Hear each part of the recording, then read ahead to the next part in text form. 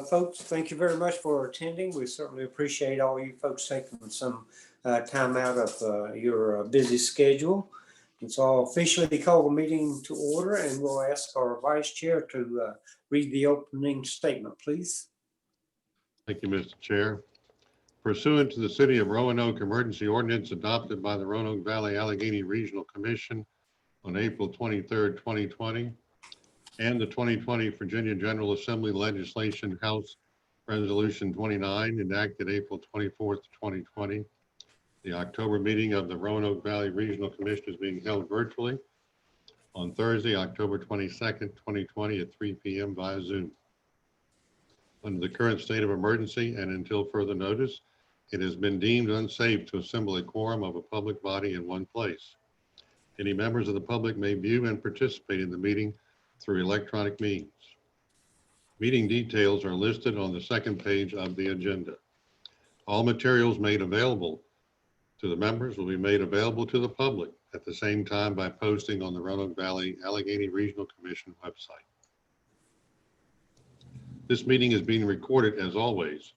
Due to the virtual nature, video and audio will be recorded and provided on the website in place of written minutes.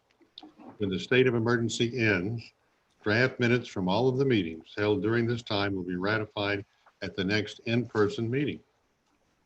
As a way of ensuring that our meeting goes smoothly, Brian Hill, Roanoke Valley-Alleghany Regional Commission Regional Planner, will serve as a host and co-host for this meeting.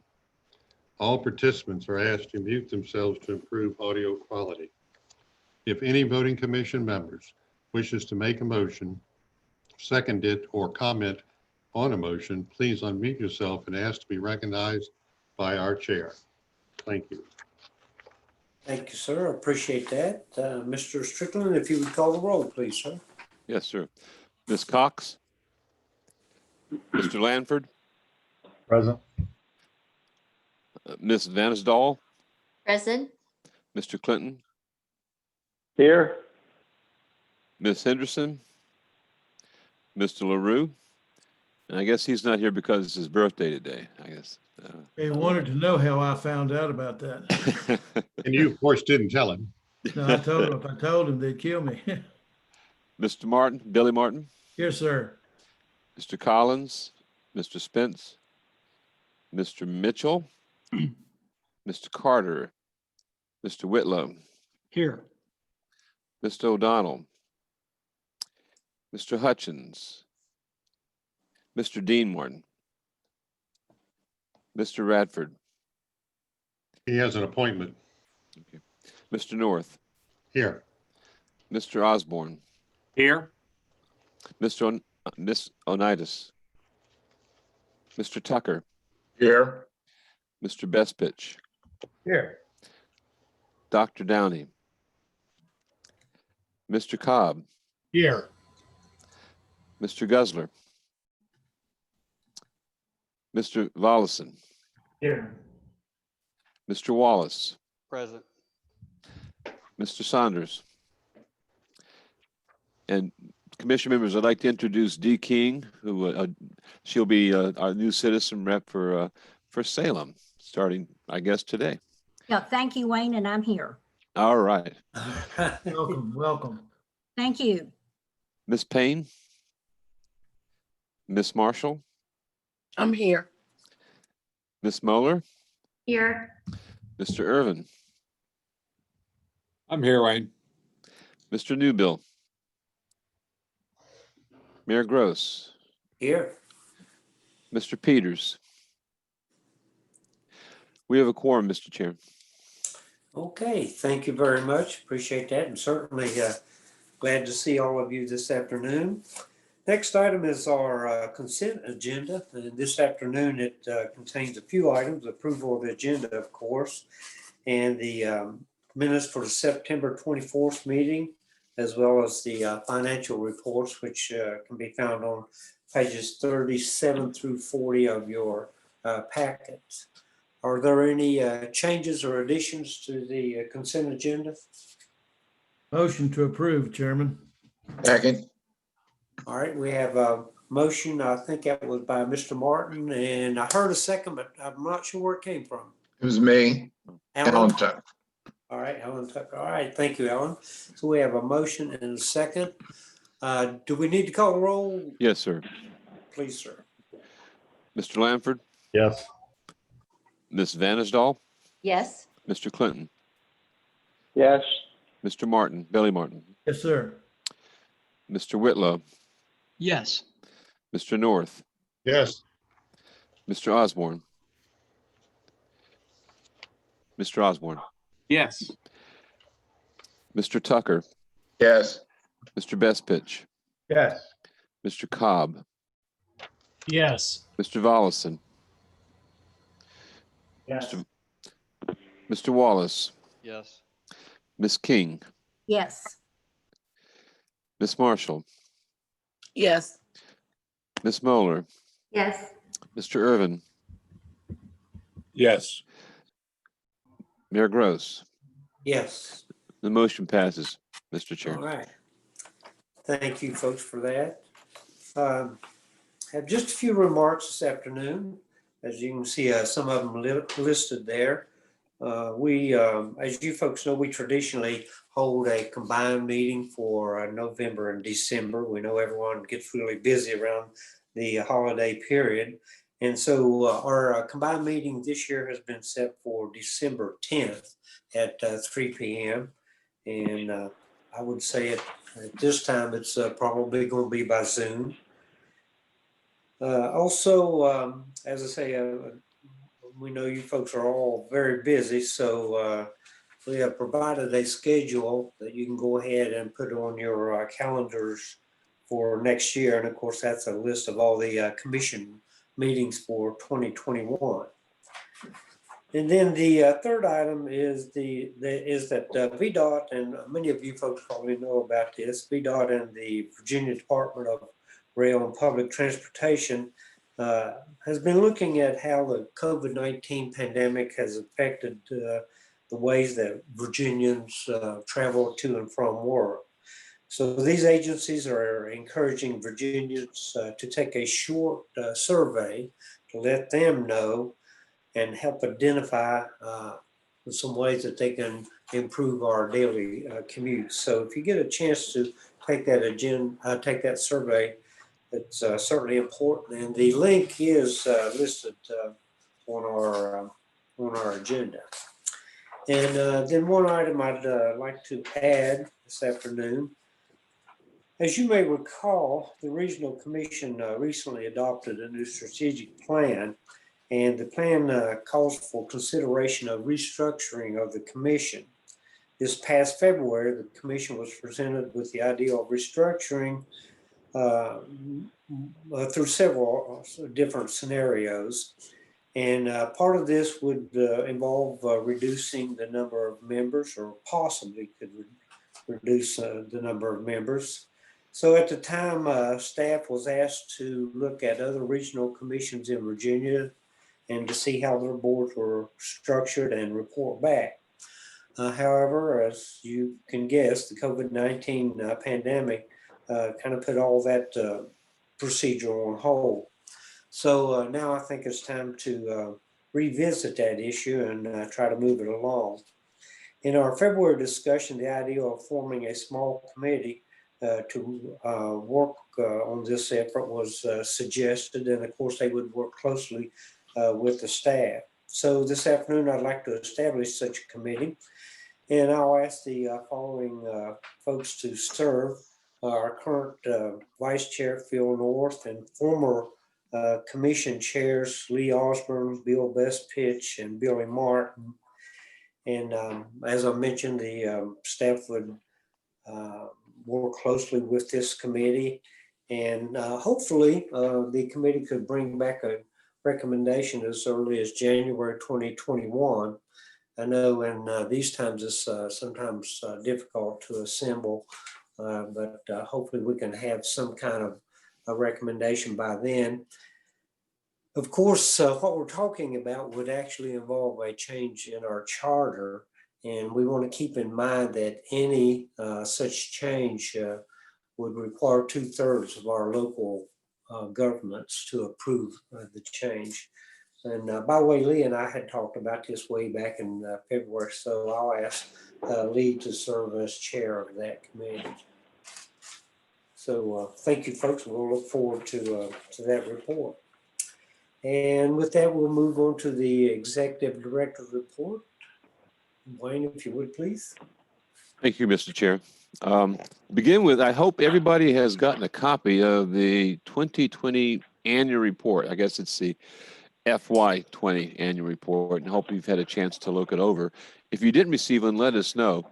But the annual report would have been given out at our annual dinner, which we weren't able to have this year, which is unfortunate because I think lots of folks look forward to that. But the report outlines all the work, the projects in the work program, and the many things that our staff is involved with. So I hope you get a chance to look it through if you haven't already done that. The second item is you received a copy on attachment 1, a copy of the biennial report to the Governor and General Assembly on Virginia's Planning District Commissions. And this is for fiscal years 2019 and 2020. Several years ago, the General Assembly asked that the Virginia Department of Housing and Community Development take a look at planning districts to find out the kinds of things that they're doing, the work that they're providing to their member governments. And so it happens every 2 years. And so the report that you see is a compilation of work done by the 21 planning districts in Virginia. You'll see how some are different from others. Some of the more rural communities do things differently than the more urban communities. So I thought you might want to look it over, and particularly for those of you who are new to the commission, or maybe old with the commission, you might want to take a look and just to look at the kinds of things that regional commissions or planning district commissions are doing throughout the Commonwealth. And you'll find some similarities and of course some differences as well. So, but if you have any questions about the report, please let me know. That's it, Mr. Chair. Okay, thank you, sir. We appreciate that. We have with us this afternoon Morgan Romeo, the Executive Director of the Western Virginia Workforce Board. And I understand she's going to have a presentation concerning the regional CTE study. So Morgan, it's all yours. Thank you, Mr. Chair, and thank you to the members of the Roanoke Valley-Alleghany Regional Commission and Wayne for inviting me to do this presentation. I'm happy to be presenting this finally, and we were lucky to have gotten through this project, even though COVID has caused a major disruption in all aspects of life for everyone. I do have a presentation to share, so I'll go ahead and share my screen and hope that it worked. It did earlier, so can you see my screen? And then I want to make sure it goes. Can you guys still see the presentation? Yes. Okay. So again, thanks for having me. This is kind of a background on how this came to be. You know, career and technical education is a huge discussion point, particularly as we talk about the brain drain and keeping our youth here in the Valley, wanting them to live, work, and play here. So it's no secret that all of us and all of our localities have been focused on how do we boost up our career and technical education programs, both at the K-12 schools as well as the community colleges. So the Roanoke County Board of Supervisors and Mr. Phil North, I think, was one of the leading charges behind this, brought a project proposal to the Regional Commission last fall, and their request was for a project to do a study on the regional career and technical education programs in the Roanoke Valley and Allegheny Highlands. Wayne walked downstairs and kind of said, you know, this is something that I think we should partner on. And, you know, I kind of looked at him and said, well, I can't do a study. I'm not an expert on this. And he said, neither am I. And so we thought, well, let's see what we can do. So we were lucky to have Go Virginia in our back pocket, and have to give a huge shout out to the Go Virginia Region 2 Board and the Virginia Tech Office of Economic Development. We were awarded $45,000 that just ended this past month, September 30th, 2020. And we were able to hire a consultant who is an expert in the field, known as the Schaefer Evaluation Group, to help us with this study. Schaefer Evaluation Group is based out of Alexandria, Virginia. And their team is composed of numerous individuals throughout actually the East Coast, but they actually all used to work together in the Hampton Roads, Virginia Beach area in career and technical education. So we were lucky to have that perspective with the evaluators.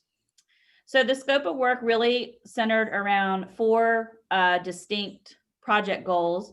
The first would be to evaluate and compile previous studies and previous things that have been noted. A lot of you remembered the study that was pushed by Delegate Chris Head a few years ago with Virginia Western. So looking at those type of opportunities. Then an evaluation of the existing conditions of our career and technical education centers in the region, and that also included the conditions of the programs. Analysis and research on how those programs were currently aligning with the business needs. And then, of course, making recommendations for future alignment and how we can better enhance our current programs.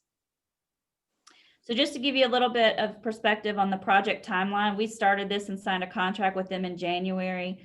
In February, we held a town hall that included stakeholders, local elected officials, county administrators, city managers, and then also a town hall for business and industry. And then March, we were able, I'm not even kidding, the week before schools closed, we were able to visit every vocational center. It was just a draw of the cards that gave us a little bit of luck there. And so we've spent April, May, June, July, and August really working with the consultants, helping them get data. I have to really give a shout out to Matt Miller on the commission staff, who did a lot of data research to help me a lot through this project. And he was a great partner for this. So huge shout out to him. But really working with them on the draft report, presenting that report to the schools, making sure everybody was comfortable, and then finally releasing the report to the public in September of 2020. So again, just to look at our project partners, we had every public school system in the region on board with this. Both of the community colleges, we are very blessed to have 2 great community colleges in our region, Virginia Western and Dabney Lancaster. All of the technical centers that belong to the public schools, and then some of them that are joint ventures. Obviously the commission, Schaefer Evaluation Group, and we had members of business and industry that were very invested and are still invested in the outcomes of this project. So our town halls were held in February. I did get to find a picture. It was a funny day. They had called for snow, and I think a lot of people at our second session of business and industry were a little freaked out. And I think if you remember, we got some flurries that day. It ended up being so not as good of attendance at our second session, but the first session, as you can see, was really well attended, had a lot of great feedback on, kind of the state of CTE, where we want CTE to go. And it really was a good starting point for the project as itself. So in March, just wanted to show you some pictures that were taken. We did get to visit all of the technical centers and vocational centers, including the community colleges. Had great visits with them. They were all very accommodating. I got to go on some of them. Some of them we had to split up because, as you can imagine, there's a lot of different things that we wanted to do. And particularly some of them took a while for us to get through. And just some of the pictures of the things we saw, some of them I had never seen before. I have to really give it a hand to some of our programs that are going on within our K-12 systems. They are just doing a great job and have some really, really talented students enrolled in them, and have gotten a lot of great equipment and curriculum for their students to go through. We also did business meetings that week. So we were able to take the consultants to several of our businesses.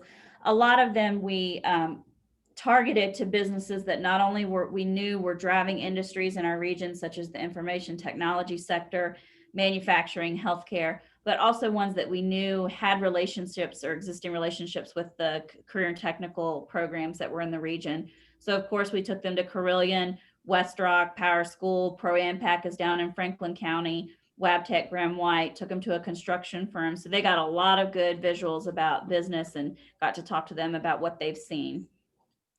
So our final report was released in September, and we blasted it out to the groups, and I think it got shared a few times among others. And I've had a lot of different feedback and asked for a lot of different meetings with folks to talk about this and kind of what our next steps are. So I do want to go into a little bit of the recommendations, and really there were 3 recommendations that were made as a part of the report, which I believe Wayne attached to the packet. Is that correct? Okay. So the first one is to implement regional CTE planning. And so first, what I will say is this is not to mean that regional planning is not already occurring. It's just recommending that it's formalized a little bit and a vision is set. So I have been involved in many discussions with the K through 12 school systems and the community colleges about how regionally we can collaborate to further our educational programs and work together. But this is just recommending some specific steps. The first would be to develop a regional CTE collaborative, which I'll get to in a little bit. And you'll see that they recommended that specific representatives be on that collaborative to really discuss the next steps of how we really further our career technical education programs. So that includes business and industry, CTE and superintendent staff, guidance and academic counselors, community colleges, members from the workforce board, research and assessment directors, because that is important, and then special education.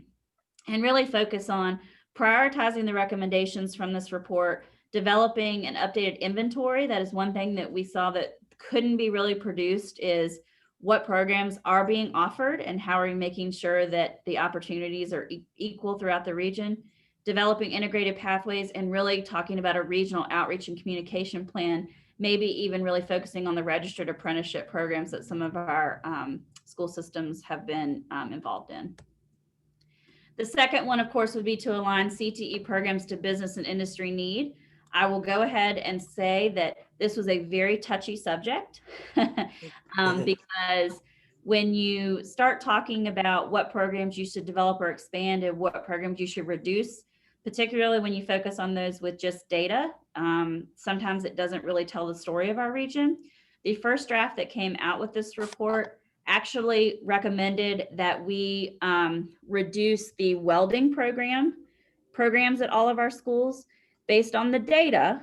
And we all know that if you run data, it usually leads you to ask more questions than it does give you answers. But it told us to reduce welding because we were producing, I think it was quadruple the number of students each year versus the number of jobs that were available. And so what we tried to, and the schools were very unhappy about that. And so we went back and kind of looked at it. We revised the data, and what they were looking at was students in all 4 years of the welding program. So they were looking at freshmen who had just entered the program that wouldn't be going into a job until 4 years later. So really, when you look at yearly, what are the schools producing, it really wasn't that much of an increase. So got to have that. But one area that they did recommend to potentially not eliminate completely, that's the other terminology I definitely want to get straight, they're not recommending to eliminate it. They're recommending that if future investment opportunities come up, don't funnel them all towards these programs. And that is the veterinary technologist and technicians programs. Only a couple of our schools are offering that. And again, there's a caveat to this. If any of you know anything about Virginia Tech's veterinary school, it's one of the top veterinary schools in the probably the nation. And the children and students that are going through these programs are actually on their pathway to get into that program.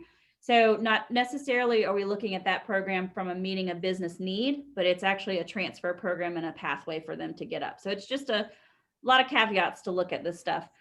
But they did recommend to expand programs. They're in areas that all of us would probably not be surprised. Certified nursing aides, that's a great way for them to really boost up what they're doing.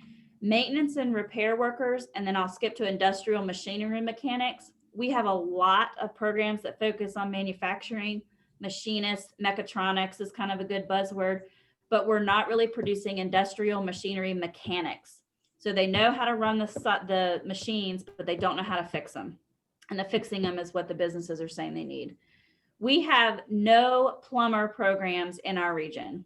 I'll just throw that out. Even the community colleges, we have 0 plumber, pipe fitter, and steam fitter programs.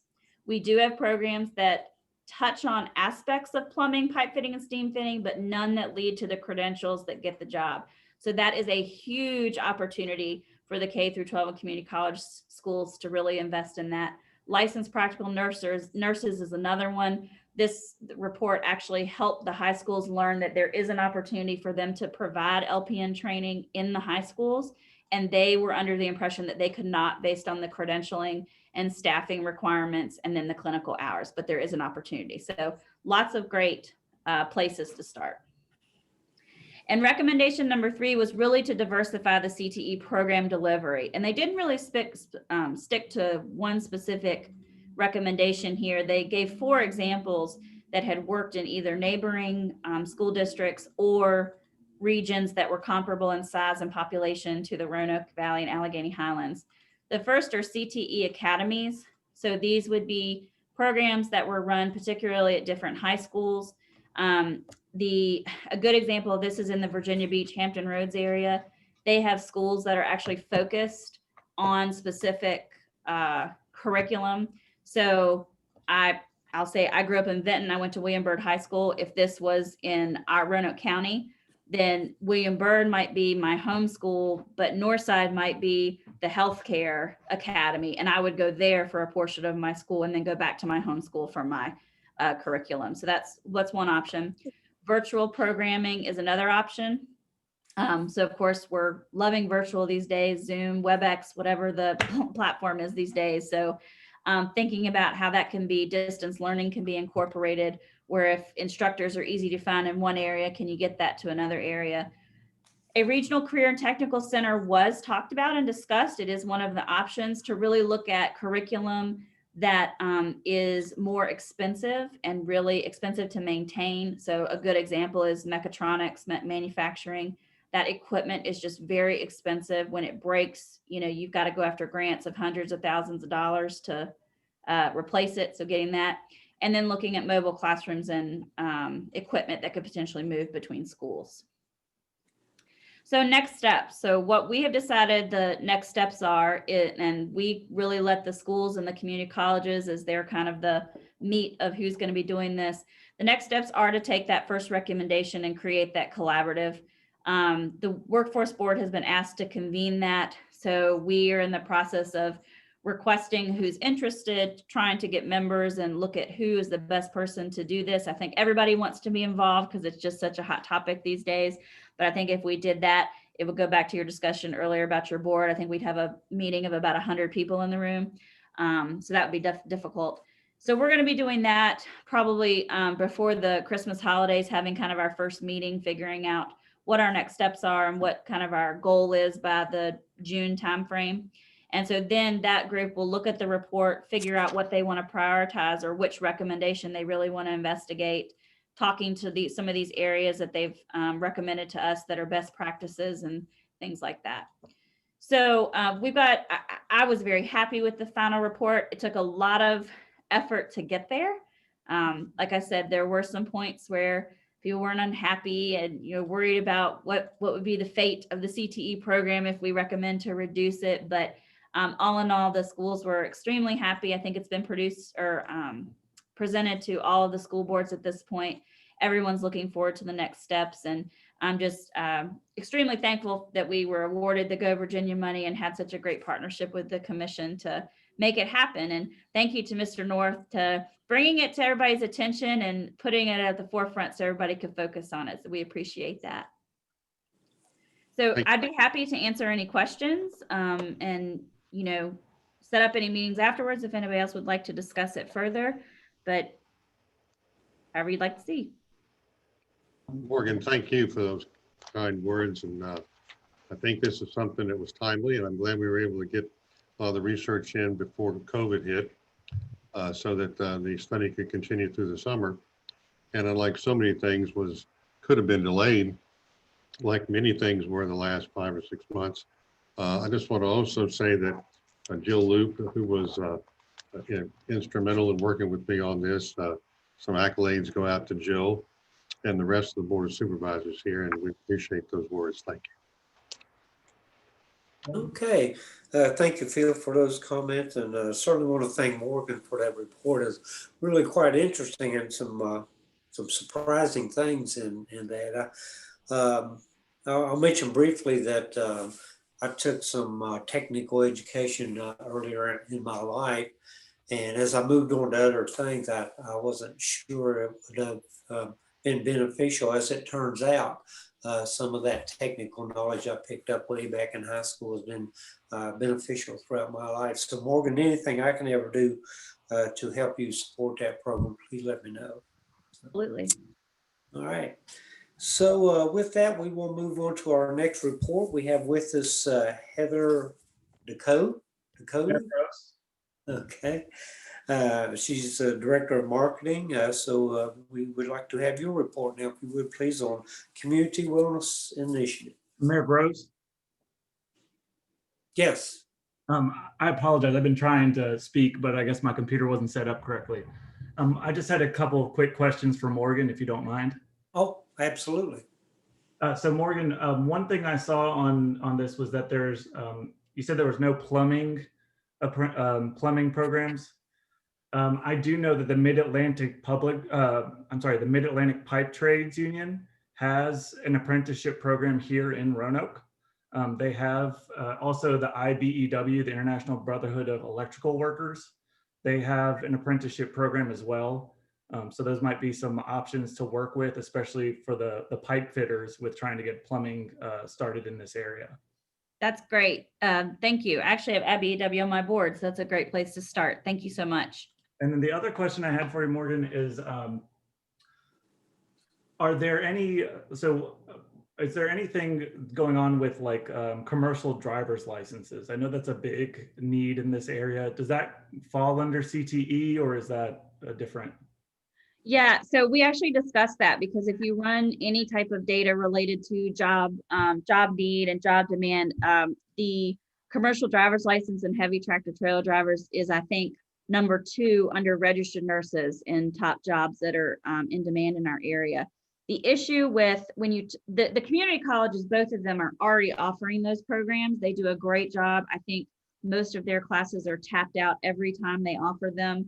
The state has actually had to reduce the funding that's available because they are very expensive programs when you talk about maintenance of those tractor trailers. And so when the state was allocating money, it was just wiping through the allocation, in about 3 months when it was supposed to last the full 12 months. The issues with the K-12 school systems offering that to students, you do have to be 18 years old to drive those tractor trailers and test for the CDL Class A, and even the Class B has restrictions. So it's just not something that's feasible, particularly when you start talking about when you're a senior in high school, the earliest you're going to turn 18 is probably November or December. So they'd have 6 months and then they'd have to switch their schedule. So it's just not quite feasible for K through 12, but I would say our community colleges are definitely performing those classes and doing very well. Great. Thank you for those answers. Appreciate it. Okay. Mr. Chair, I'd like Yes, I want to welcome Heather. We've been talking on and off for a while about this. And we were first approached by Rebecca Gunn. As some of you remember, Rebecca, she was with the Roanoke Regional Chamber. And then she decided to get a job at Virginia Tech in government affairs. But she introduced us to Heather. And then, of course, Rebecca went off and had a baby. I guess, I don't know, that baby must be a few months old by now. But she wanted to talk to our chief administrative officials. We had some technical problems making that connection. So I thought maybe just let her come and talk to our local government officials, and because they wanted to do kind of what you're doing in New River Valley, try to bring that concept up here. So I just wanted to thank you, Heather, for joining us today. Oh, it's my pleasure to be here. Thank you so much for inviting me. I'll go ahead and share my screen as well.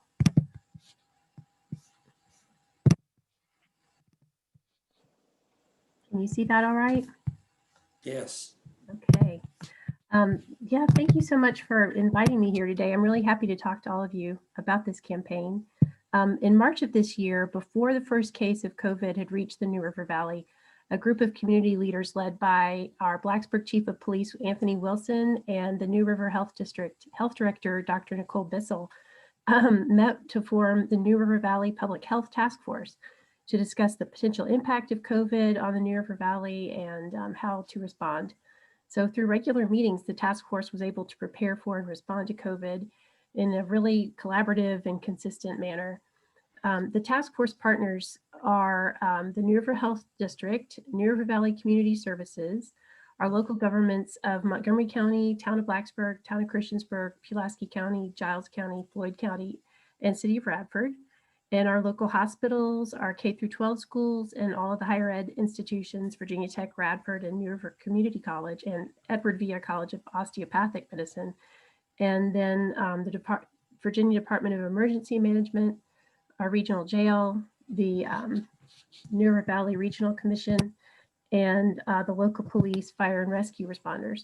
So as a result, a coalition of communications professionals who represent all of those organizations, there's more than 50 of us, have collaborated on and launched this Be Committed, Be Well public awareness campaign. The biggest challenge for our communicators group was that in organizing ourselves into teams and based on our primary expertise, whether it be media relations or marketing or graphic design, and then creating a process by which we could all give input and share ideas and then reach an agreement. So that's tough to do with a group of 50 or more communicators who are all also working full-time jobs. So, but it's just been a wonderful camaraderie, and we're all just so driven by the importance of the issue that we're supporting. The cornerstone of our campaign is our community wellness commitment. So based on public health guidelines, the wellness commitment spells out 10 tenets that were identified to protect the health and well-being of our community members during the pandemic. And the wellness commitment was shared widely by all the task force partners all across the region. And we developed this poster that has been put in storefront windows and in public spaces, in government buildings, doctors' offices, all the colleges and schools. And that was the very first step that we took as a group. We produced a community awareness video featuring Dr. Bissell, Chief Wilson, and a variety of other community leaders from around the NRV. And the purpose of the video was to not only encourage people to follow the tenets that we spelled out in the wellness commitment, but also sort of the subtext was to show that our leaders are working together and that together they're stronger and better equipped to respond to the COVID crisis.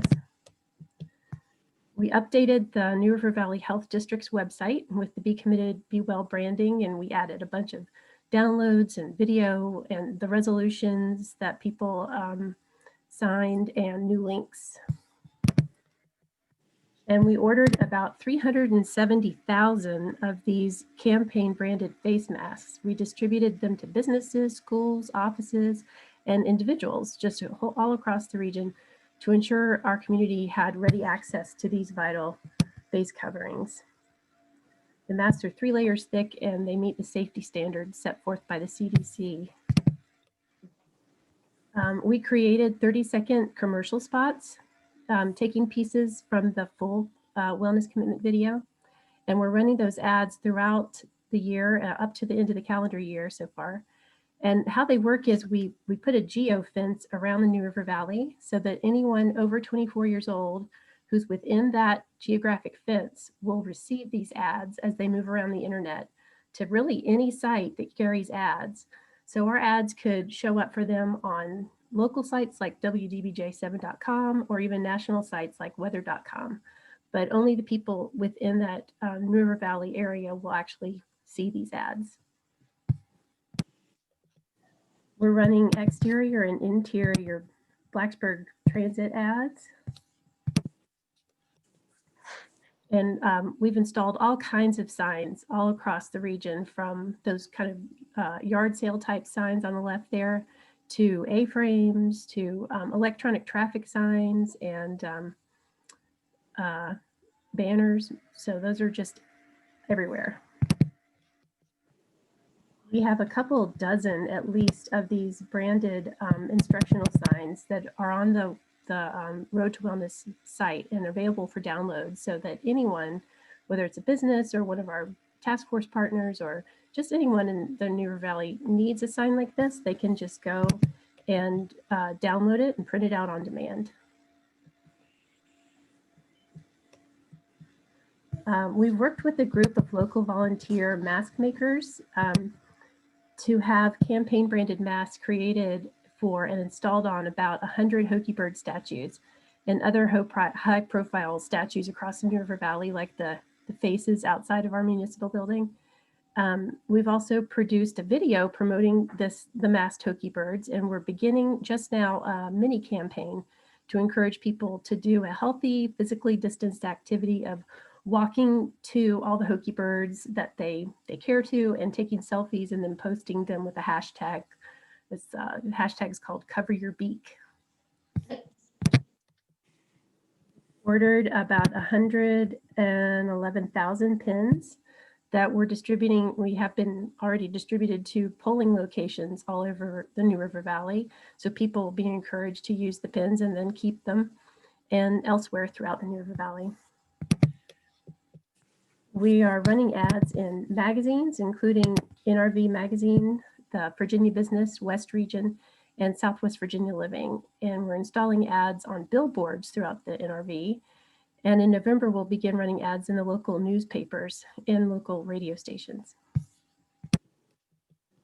So we're encouraged that the campaign has been cited by our task force leaders as one of the reasons why we've been effective in decreasing our COVID numbers and limiting the spread in general after the student cases peaked. The health district has actually experienced more than 1,000 fewer confirmed cases of the virus than was originally predicted by a UVA model. So we're encouraged, but we realize it's far from over and nobody knows exactly how long we'll be dealing with this. So we're prepared for the long game, but we're hoping for the best. So that's the rundown on what's happening in the New River Valley. And if anybody has any questions, I'd be happy to try to answer them. Okay, Heather, thank you very much. Very interesting. Are there any questions or comments? Mr. Chair, just a comment to Ms. Ducote. Recently, VACO reached out to me or contacted Virginia Tech to offer some input on how a community and a college are working together. And I believe that this may be the similar presentation that could be offered to the members of VACO next month. And so if so, I look forward to hearing it again. And I'm sure this is a great story to share with other counties and towns in the Commonwealth of Virginia. It's an excellent example of communities and universities working together. So I applaud you for this effort and great presentation. Thank you so much. Hokies. Thank you. Yes, Hey. thank you very much, Heather. It's quite interesting. Thank you, Heather. Do you have anything that you want us to do with this? Oh my goodness. No, I don't have anything to ask of you, but if I can be helpful to anyone here, please do let me know. So if we have enough, I've sent it out to the chief administrative officials, and if there's enough of them interested, I guess you'd be glad to share some of what you've done down in New River, because obviously you're right, it's not going away, and we're in fact increasing. More cases of positive coronavirus. So yeah, if our local governments are interested in, I could be a conduit to get back to you, and we can talk about what you've done. Maybe you can even present more of what you've done to a smaller group. Absolutely. Whatever you need, I'd be happy to do that. Great. Awesome. Again, thank you very much, Heather. Very good presentation. Thank you. All right, so we will move on to the next item, which is other business. Is there anything else to come before the commission this afternoon? Okay, I didn't hear anything. So I understand, Bill Bestpitch, that you have a special report or comment for us this afternoon. Well, thank you, Mr. Chairman, and I apologize to those who were in the TPO meeting just a little earlier this afternoon who already heard this, but I know we have some folks with us now who were not there.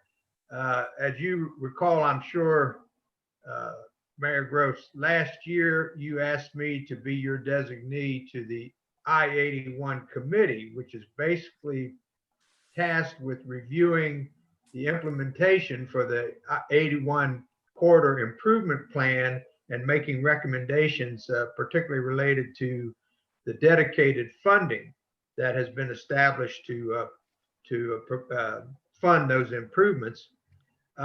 We met a couple of times. We met in August, we met in October, and the plan at that point was to meet again after the General Assembly session, probably in April. And we all know what happened before that meeting could be scheduled in April. And then there were a number of things and that also interfered. More recently, they were waiting for the special session to conclude, which I think a lot of people were surprised at how long that went on. But nevertheless, tomorrow morning at 9 o'clock, the committee is getting together again using the WebEx platform, which is similar to Zoom, but not exactly the same. And there have been some changes in the membership of the committee as far as the members of the General Assembly who are members now. Delegate Rasool from our area, as well as Senator John Edwards will be members. And so we need to appoint a new chair and vice chair of the committee. That will be one of the major things on the agenda, and then just sort of getting an update of where everything stands since we last met. So anyone who is interested in that, the meeting will be live streamed on the special website that they created for this 81 corridor improvement project, which is improve81.org. So again, just to make sure, if you're interested, make a note, tomorrow morning, 9 o'clock, improve81.org. The meeting will be live streamed. And my guess is it'll probably be recorded, and you could go to that website afterward and pull it up if you're not able to view it live. But you want to hear what went on in the meeting. So I will be participating in that meeting in the morning, and if anything of particular concern or interest comes out of it, I will let you and Mr. Strickland know, Mr. Chair. Okay. For the time. Well, thank you for that report, and certainly want to thank you for serving on that committee. Important committee, and a lot of hard work going on there, and I certainly appreciate all your efforts. So, any other comments from commission members this afternoon? Mr. Chair, concerning the workforce presentation, I find it very interesting, some of the recommendations and some of the findings. And like Virginia Tech working closely with their community on their project concerning community wellness, I certainly hope that we can encourage Morgan, and if you need help with this, I'd be glad to help.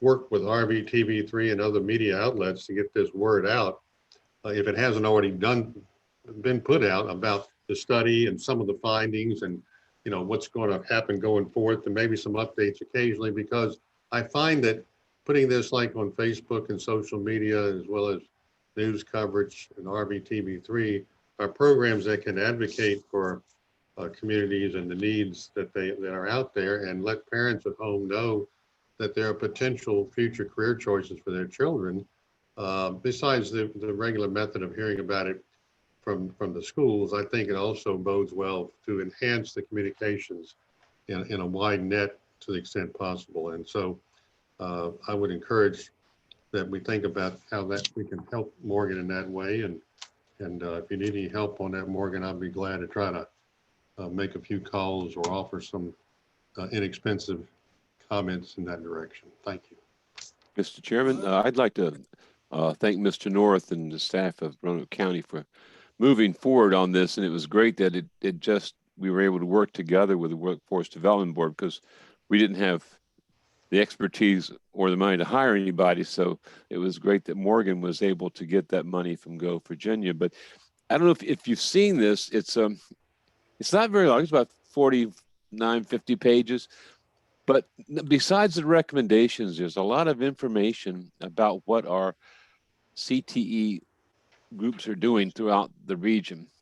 I mean, from Jackson River all the way down to Arnold, Burton, or to, the Rotec over in the city. So and then what some of the sister cities and counties in Virginia are doing, how they're addressing things like licensed practical nurses. And as Morgan said, we didn't think we could do it, but they're doing it in other places in the state. And so that's a great step upward. And I know that Delegate Austin is interested in having programs at the high school level, so people could just roll right into a job right out of high school, as opposed to going somewhere and getting another certification after high school. So anyways, it was a great opportunity to look at some of these issues. And I know we keep that idea of a regional career and technical education center there, but as we all know, and Mr. Whitlow in Franklin County can share this, how much it costs to build a new career and technical education center, and it jumps up by millions every year. So it was good to have all this information available to our commission members, our elected officials, and citizens. Yeah, thank you, Wayne, and I certainly agree. I think that it was a great presentation and certainly an important part of our educational system these days. I think it's going to become an even more important issue or challenge as we move along. Mr. Chair, just one final word. Every year, to the extent possible, the Allegheny Regional Commissions always ask for project inputs, and regional governments and representatives come up with ideas for projects. And this was how this came about. When it came across my desk, I came up with 2 or 3 because I was all energized that year in January when the energy level's highest and we begin to kick off a new year. But there are other topics too that the commission can help with. And Wayne, I want to thank you for help directing me in the direction for those 3 projects, this being one of them. And I encourage my peers at other area governments to also do the same thing, because there's no end to the ideas that we might want to explore and look into. The only thing sometimes it's always the money factor. And if you can find grants like in this case, it can be accomplished, and it can be accomplished in a really timely calendar. So thank you, Wayne. Thank you, folks. Are there any other comments? If not, I certainly want to again welcome our newest member, Mrs. King. Hope you enjoyed today's meeting. And I have one, just in closing, one brief comment I'd like to make. And I recognize that this is a very unique group that we have with us today, as it is in every commission meeting. Certainly our elected officials, some appointed people, some staff, and some citizens. But nevertheless, all of us are involved in our communities in one way or the other. And very often we set the examples in our communities. Because of COVID-19, I get the feeling that many folks are feeling a little underappreciated these days. It seems as though many jobs are more difficult. Things that we used to accomplish as a matter of routine now seems to take a little extra effort. And particularly with the separation issues that we're involved in, it sometimes I think can be a little frustrating, and as I say, maybe feel a little underappreciated. I see that all the time, as a matter of fact, and but I know that people are really working hard, and just because we don't see immediate responses to our efforts doesn't mean that we aren't making a difference in our communities. So I just want to encourage you. Of course, some of us are glad to have anything to do, to be honest with you, but I just wanted to encourage you. These are difficult times, but this is an important group. I think you're really great examples for our community. So I just, as I say, want to encourage you to hang in there, because people are watching. Our citizens are watching, and quite frankly, in a lot of the ways, they are depending upon you. Our future, the future of this region, is dependent upon what we are doing now and how we are handling things. And this is no time to let up. This is a time when I think this is a very important group, and a time that we need to kind of keep our foot on the accelerator, you might say. So thank you, folks, very much for what you're doing in your community and here in the commission. And I just pray that God will continue to bless you in all your efforts. And if there are other comments, we will entertain a motion for adjournment. Mr. Chairman, motion to adjourn. Is there a second? Second.